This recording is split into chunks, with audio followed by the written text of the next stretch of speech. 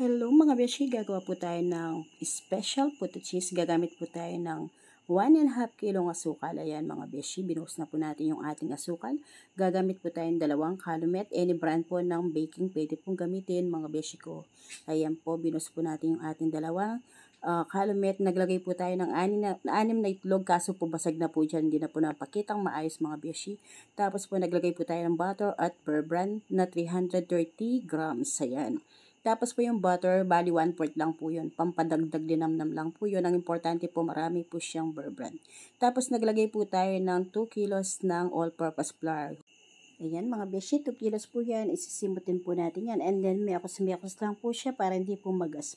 Ayan mga beshi, masusing mekos-mekos bago po natin siya salain. Lalagyan po muna natin siya ng butter para po pag dinagyan natin sa ating mga hulmahan, hindi po nagkadikit-dikit pagka po tinanggal na po yung ating special potato cheese.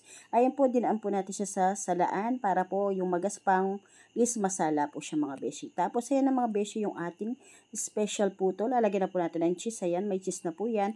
And then steam po natin siya ng 20 minutes. Nakalagay na po sa ating steamer.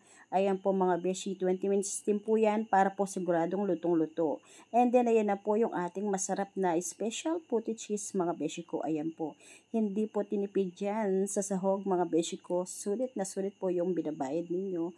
Ayan na po yung ating Atad Patrol Delivery Services.